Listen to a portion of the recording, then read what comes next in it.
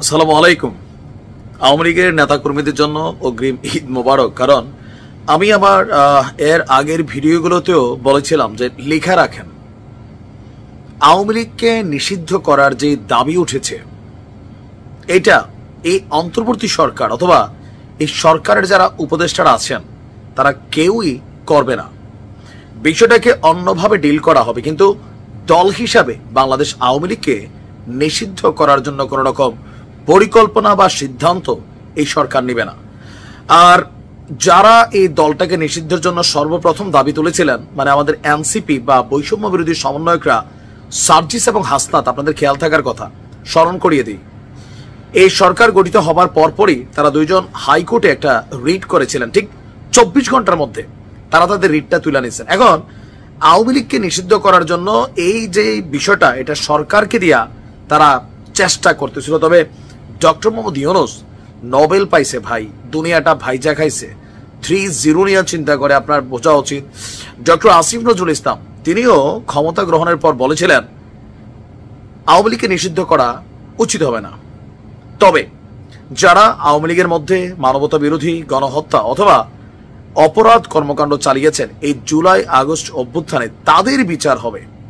তাহলে গেল গতকালকে রাত্রে আবার ডক্টর মোহাম্মদ ইউনূসের এই বক্তব্যের পর ঢাকা বিশ্ববিদ্যালয় থেকে ব্যান আওয়ামী লীগকে নিষিদ্ধ করতে হবে যে দাবি দেওয়া উঠেছে, আমি আবারও বলি এগুলোতে কোনো কিছুই হবে না।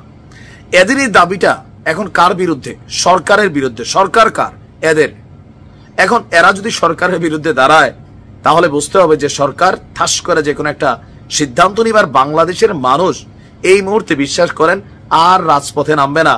যে এরাই সরকার বসাইলো, এরাই উপদেষ্টা বানাইলো, আবার এরাই এখন সরকার থেকে নামে রাজনৈতিক দল গঠন করলো, এরাই এখন আবার এই সরকারের সিদ্ধান্তকে নাড়াচাড়া করতেছে, এই সরকারের বিরুদ্ধে আবার রাজপথে নামার আওয়াজ দিচ্ছে।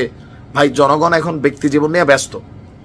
আওয়ামী লীগ যে অন্যায় করেছে, অপরাধ করেছে, তার দৃষ্টান্তমূলক শাস্তি সবাই চায়। কিন্তু যারা আওয়ামী লীগের রাজনীতি করে নিরপরাধ মানুষ আছেন, আওয়ামী লীগের এই দেশে 40% প্লাস সমর্থক আছে। এদের মধ্যে আপনি ধরতে পারেন হাতে গোনা 2% বা 3% মানুষ সন্ত্রাসী কর্মকাণ্ড বা অপরাধের সাথে জড়িত। কিন্তু বাকি যারা আছেন, এই বিশাল জনগোষ্ঠীর যে ভোট দেওয়ার যে অধিকার, সেটাকে সরকার হাত দিবে না। ভিন্ন রূপে আওয়াজ শুনতেছি যে আওয়ামী লীগ নতুন রূপে আসবে, সম্ভবত সাবের হোসেন চৌধুরীর নেতৃত্বে আওয়ামী লীগ নির্বাচনে আসবে। তবে আওয়ামী লীগে আসবে, নেতৃত্বের জায়গায় আপনি কৌশলগত পরিবর্তন দেখতে পাবেন, কিন্তু আওয়ামী লীগ নির্বাচনে আসবে। এখন এই যে কথাগুলা তিনি কার সাথে বলেছেন? গতকালকে ডক্টর কমফোর্ট ইউরোর নেতৃত্বে ইন্টারন্যাশনাল ক্রাইসিস গ্রুপের একটি প্রতিনিধি দলের সঙ্গে বৈঠকে বসেছিলেন ডক্টর মোহাম্মদ ইউনূস, আর ওখানেই তিনি এই কথাগুলো বলেছেন। পরে প্রধান উপদেষ্টার প্রেস উইং থেকে একটা বিবৃতি আপনার দেওয়া হলো, যেখানে লিখেছে যে আপনার রাজনৈতিক দলগুলোর জুলাই মাসের গণঅভ্যুত্থানের অপরাধের বিষয়ে জাতিসংঘের ফ্যাক্ট ফাইন্ডিং মিশনের প্রতিবেদনের পরিপ্রেক্ষিতে সরকার আওয়ামী লীগ নেতাদেরকে হ্যাগের, নেদারল্যান্ডসের হ্যাগেতে যে আন্তর্জাতিক অপরাধ আদালত আছে সেইখানে পাঠানোর সম্ভাবনা নাকচ করেনি।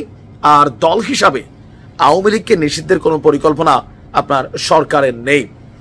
আবার জাতিসংঘের যে রিপোর্টটা ছিল সেখানে তারা কিন্তু বলছে যে গণতান্ত্রিক অধিকার হিসাবে আওয়ামী লীগের রাজনীতি করার অধিকার আছে, আওয়ামী লীগকে যেন নিষিদ্ধ করা না হয়। ওইখানে কিন্তু একটা অংশ কিন্তু ইনক্লুডেড।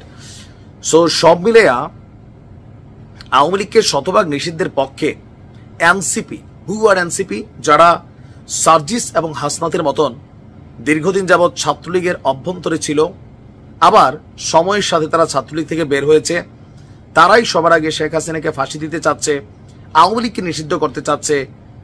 এই যে দাবিটা, এই দাবিটা কোথাও না কোথাও এখন আর সরকার নিচ্ছে না। কারণ আওয়ামী লীগকে নিষিদ্ধের ব্যাপারে অন্যান্য দলগুলোর খুব যে জোরালো অবস্থান, সেটা কিন্তু নাই। এবং ইন্টারন্যাশনালি আপনি দেখেন যে জাতিসংঘ বলছে অংশগ্রহণমূলক নির্বাচন, ইউরোপীয় ইউনিয়ন বলছে অংশগ্রহণমূলক নির্বাচন, আর বাংলাদেশের রাজনৈতিক প্রেক্ষাপটে আওয়ামী লীগ ছাড়া বিএনপির নির্বাচন আর বিএনপি ছাড়া আওয়ামী লীগের নির্বাচন, এটা অংশগ্রহণমূলক বা পাবলিকলি খুব বেশি খাবে না। তারপরে সরকার গঠিত হতে পারে। তবে প্রশ্ন হচ্ছে যে আওয়ামী লীগের নেতৃত্বে কারা থাকবেন? নেতৃত্ব এখন পরিবর্তন হবে, এটা 100%। ডক্টর মোহাম্মদ ইউনূস এটা বলেছেন যে যারা অন্যায় অপরাধ করেছেন তাদের বিচার নিশ্চিত করবে যদি সরকারের হাতে সময় থাকে। তার মানে আওয়ামী লীগ নিষিদ্ধ হচ্ছে না। যারা আওয়ামী লীগের মধ্যে বললাম না 2 থেকে 3% হয়তোবা সারা বাংলাদেশে ক্যালকুলেট করে যারা প্রত্যক্ষভাবে অপরাধ অথবা সন্ত্রাসী কর্মকাণ্ডে অথবা জুলাই আগস্টে সম্পৃক্ত ছিলেন, বাট বাকি যারা আছেন তাদের রাজনৈতিক কারার প্রেক্ষাপটটা আবারও ফিরে আসবে। এখন এই সিদ্ধান্তে এনসিপি সবচেয়ে বড় বেশি ধাক্কা খাইছে। একটা বিষয় এরাও জানে যে কখনো যদি আওয়ামী লীগ ফিরে আসে অথবা আওয়ামী লীগ রাজনীতি করার অধিকার পায় রাজপথে, সবচেয়ে বড় প্রতিদ্বন্দ্বী এনসিপির জন্য হবে আওয়ামী লীগ। নেতৃত্বে পরিবর্তন যাই থাকুক, কিন্তু এনসিপিকে আওয়ামী লীগ গ্রহণ করবে না। আবার হাসনাত বলছিল যে এক খাপে 2 তলোয়ার থাকতে পারে না, তলোয়ার এখন 2টাই থাকবে। দেখার বিষয় হচ্ছে যে তলোয়ারের মধ্যে কোনটার ধার বেশি আর কোনটা মাঠে থাকবে। শেখ হাসিনা বিহীন আওয়ামী লীগ হবে, don't worry, but Awami league I don't know যে আসলে কি হতে যাচ্ছে। তবে ডক্টর মোহাম্মদ ইউনূসের এমন সিদ্ধান্তে অনেকটা হতাশা ফুটে উঠেছে। বৈষম্য বিরোধী বলেন, এনসিপি বলেন, সমন্বয়করা বলেন, সবাই টেনশনে আছে। ভালো থাকুন।